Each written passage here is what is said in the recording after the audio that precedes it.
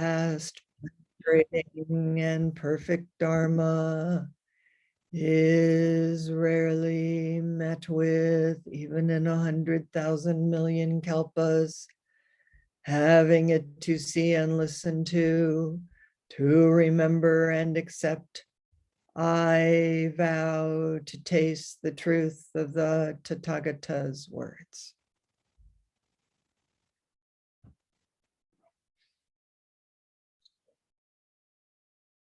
So I spent time this morning and the last couple of days.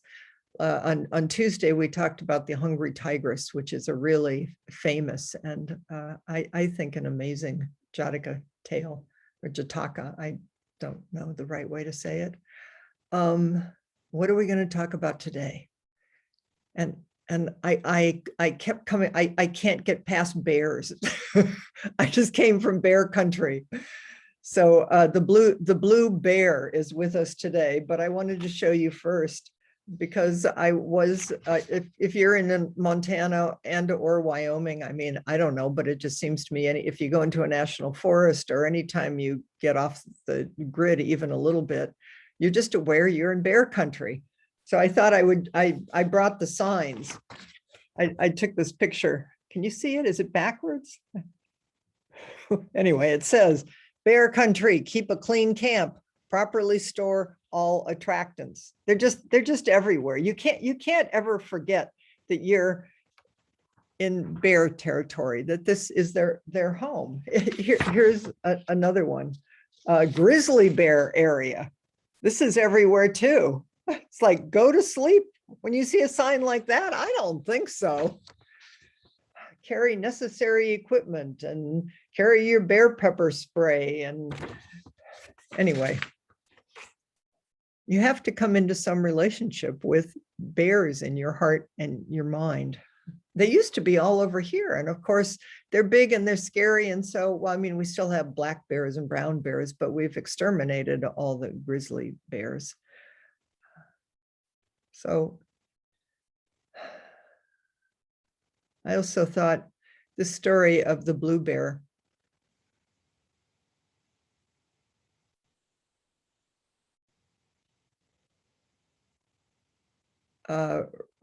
Rafe Martin organizes it as one that brings forward the paramita of patience, forbearance.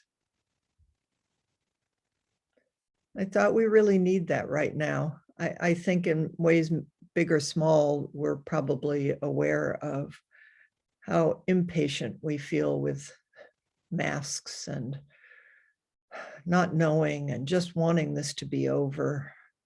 It comes up in lots of different ways. And also we're in the season of fire. Bruce read to me this morning, the newspaper says that smoke is going to start drifting in here, I think, from the river fire. There was certainly smoke the last few days we were in Montana that was really bad. So patience. And also, because I want to bring forward Gary Snyder's Smokey the Bear Sutra.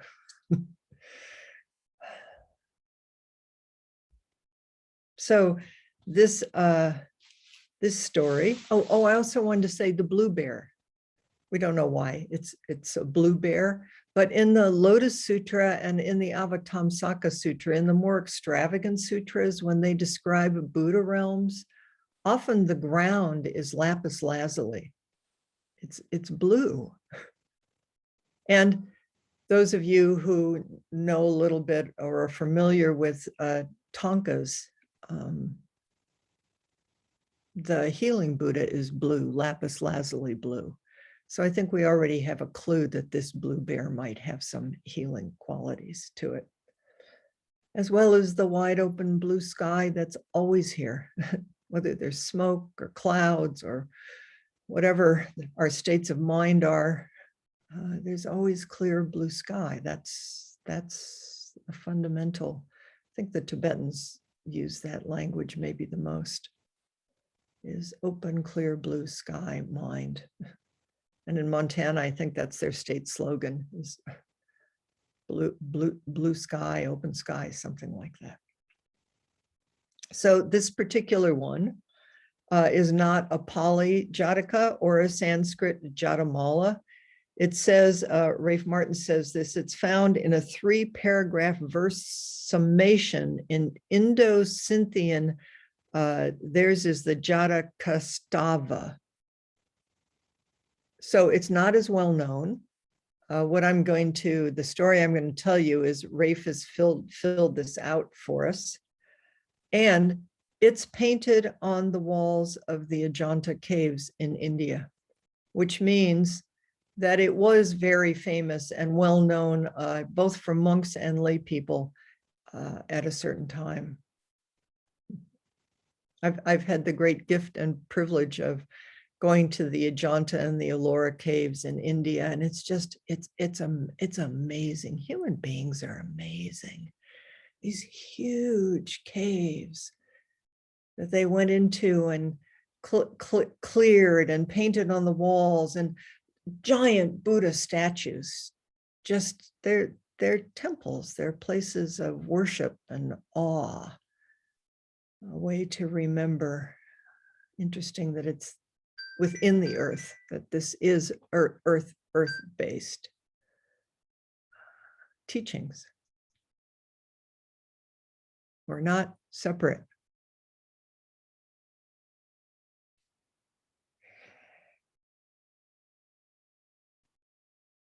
The story, as you'll see, may be a good one also to bring forward.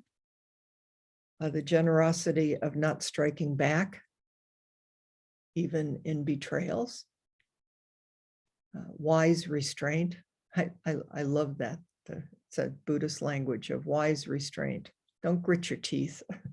Don't hold back and not do something because you think you shouldn't, or because you're supposed to be there's a practice of wise restraint. And what is that?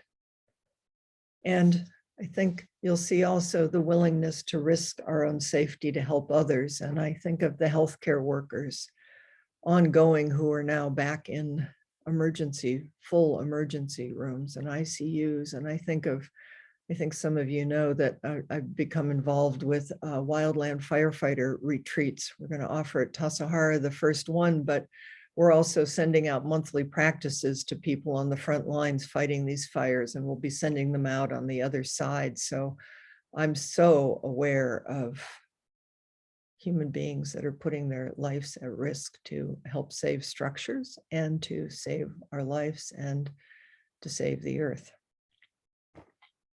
Okay, you ready for the story? Just relax. Have fun. The Blue Bear Jataka. Kashanti Paramita, the perfection of patience, forbearance. Once, ages ago, or we might say once upon a time, the Bodhisattva was a bear with blue fur, silver claws, and ruby red eyes that lived in the Himalayas. Imagine, just let your imagination, blue fur, silver claws, and ruby red eyes. Kings and princes offered great rewards, mountains of gold. Oh, we're so human, to anyone who could capture the bear. The pelt and claws were valuable, of course, but the true treasure was the bear's meat. Just one taste of its flesh, said to be sweet as honey, was supposed to confer long life. We humans are so human. One day, a hunter went out searching for this bear and got lost in a storm. Storms on those mountains are not like storms elsewhere. The wind howled like 1,000 demons. The cold cut like knives and tore like claws. The hunter staggered on through great drifts of swirling snow, crying out, "Help! Help! Someone help me." The blue bear, curled up fast asleep in its den, heard those heart-rending cries and awoke. A blue bear heard the cries of the world. It wakes us up if we let our ears open. With one blow of its paw, it broke down the snow wall blocking its den, and sniffing the air, shuffled off through the storm to find the man whose piteous cries had roused it from its winter sleep. Getting through the snow wasn't easy even for the bear. The drifts towered like mountains, the swirling snow was blinding, but the bear wouldn't give up.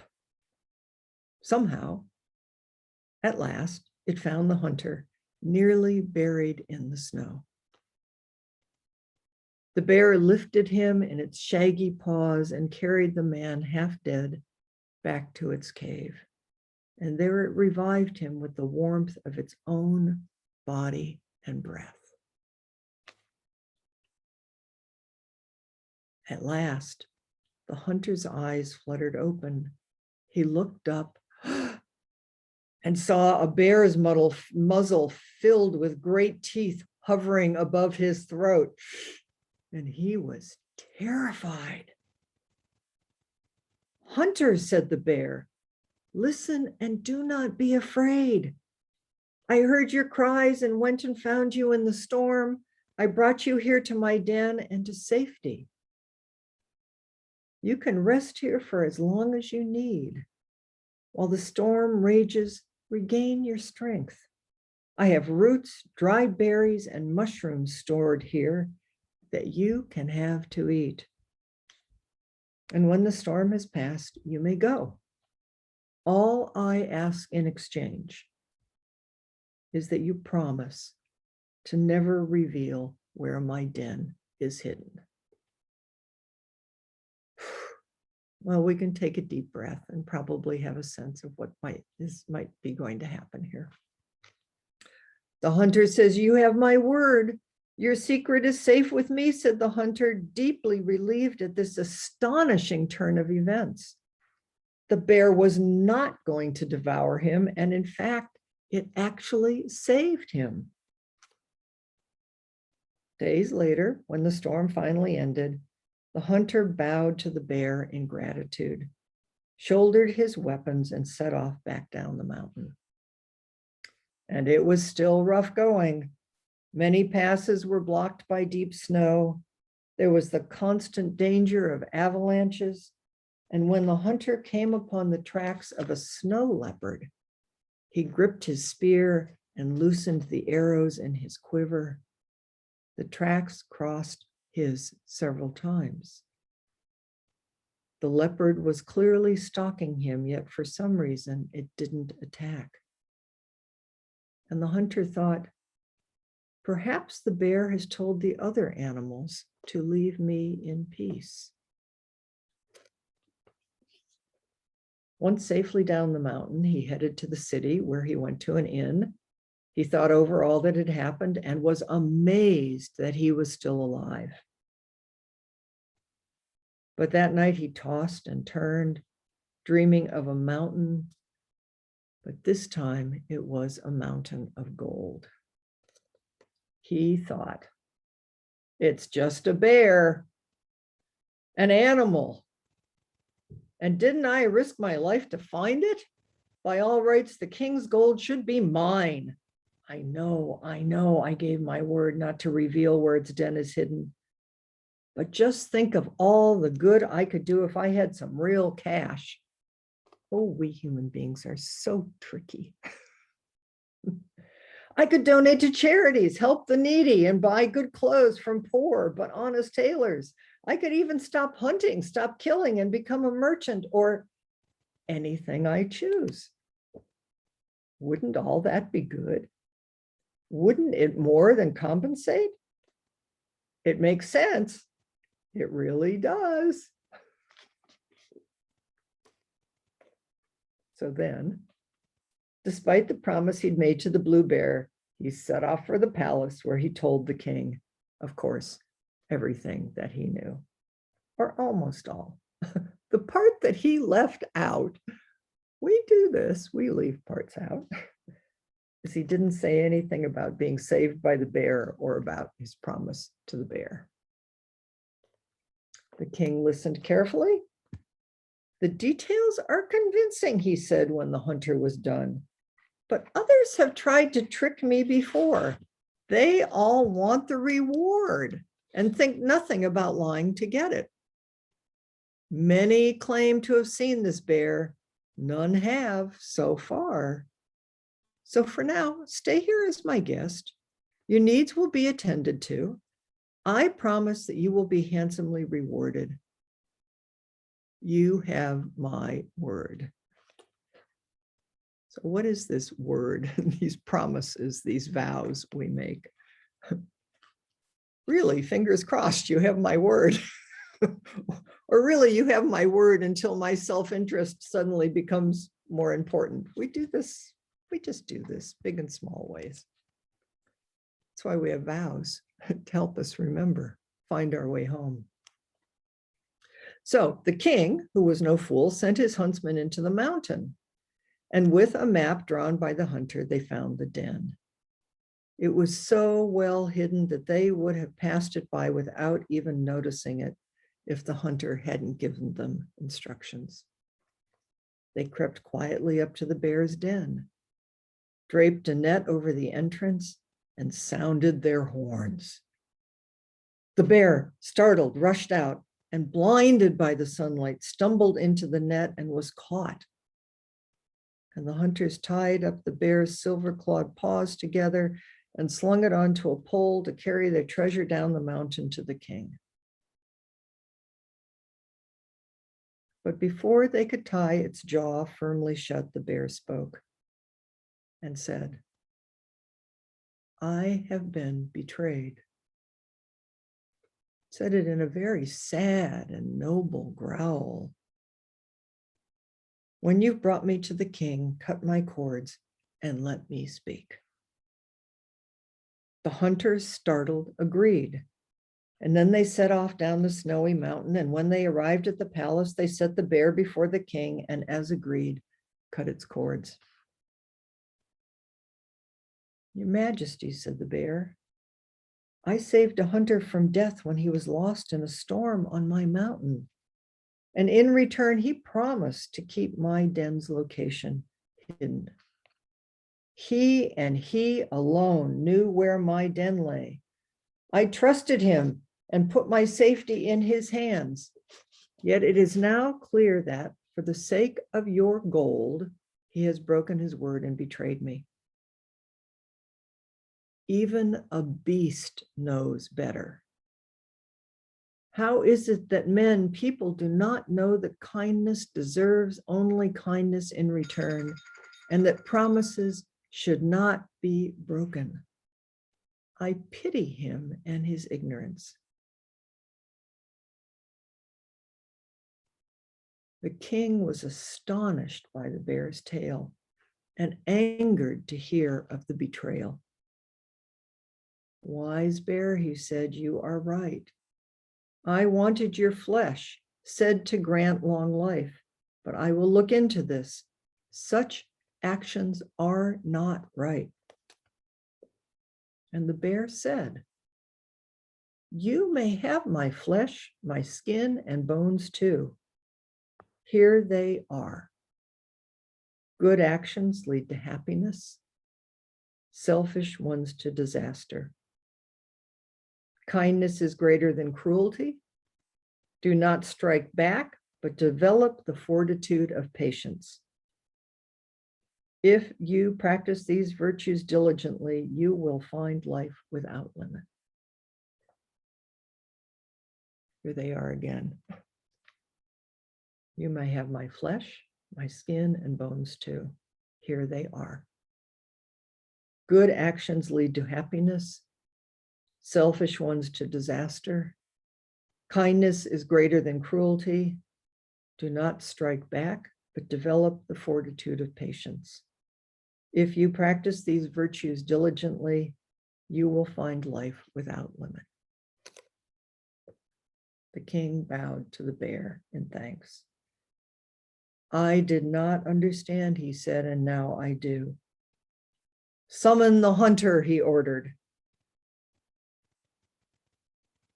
Hunter, said the bear sadly when the hunter appeared, did I not give you your life? And did you not promise in return to protect me? Wasn't that all I asked of you? But the hunter turned from the bear. Your Majesty, he said, you have the bear. That's what you wanted, was it not? I kept my word to you and have been truthful. Give me my reward. The king nodded. He turned to his men. Release the bear and escort it safely back to its mountain. And to the hunter, he said, you broke your word to one who saved you. That violates all decency. It is treachery, ugly and base.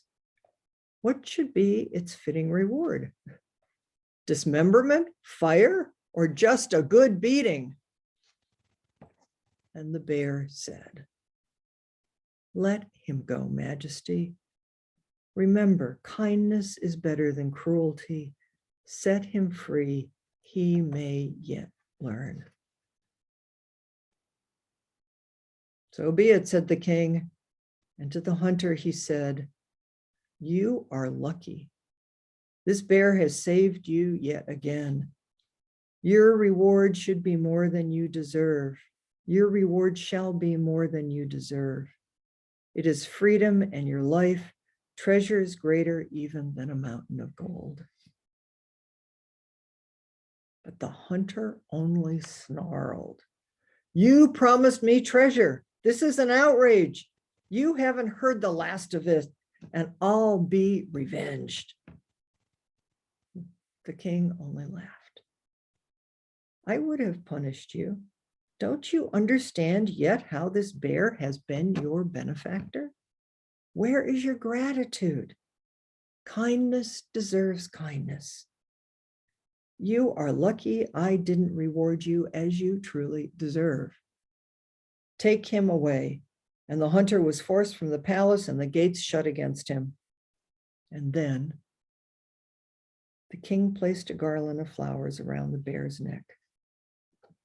Go in peace, noble being, said the king. And escorted by a company of soldiers, the bear was led in safety from the city back to its high mountain. Choosing another den, it lived on in peace for many years, and no hunter ever found it again.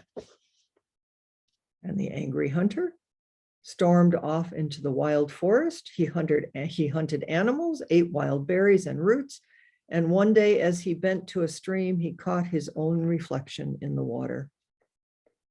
With his dark beard and his eyes reddened from the smoke of campfires, the face staring back at him looked familiar. Why, he thought, I look like a bear. And all at once the truth of what he'd done hit him, and he exclaimed, what a fool I was. What matter if it was a beast? It saved my life and deserved better. And the hunter threw away his bow and spear and built a hut in the forest. He became a hermit, happy to lend a helping hand to man or beast. He had very little, but felt rich as a king seated on a mountain of gold.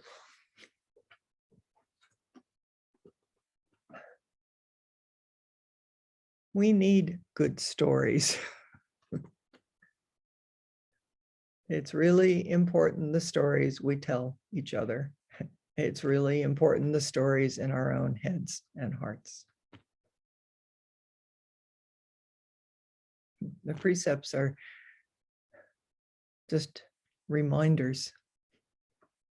Could just as well be a blue bear or the blue jay that just hopped across in front of my door, or one of you, or someone who you pass on the street who you think is a beast, who looks maybe homeless or dirty, or it might be somebody in a MAGA hat. Is that what they are? Anyway, you know, the red hats. There are beasts everywhere, for God's sakes. And we usually think they're out there. Maybe we all need to reclaim our inner beast. Dropping self over and over, asking what's really true, being aware of how slippery we are as human beings. We mostly just want what we want, and how amazingly big-hearted we all are, because we also deeply, deeply want there to be happiness and goodness and peace for ourselves and everyone. So this is how we practice. So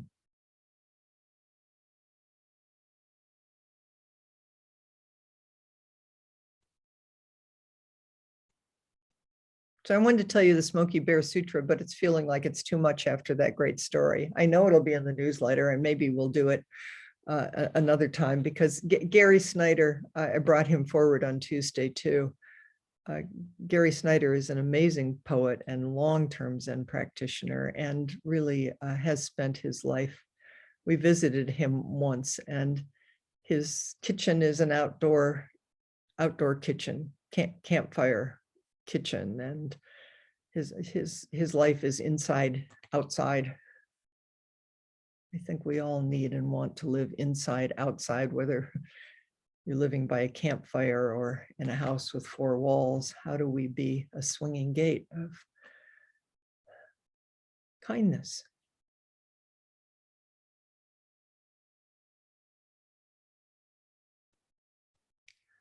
So let's divide into groups. This story could take you lots of different ways, whatever it brings up for you.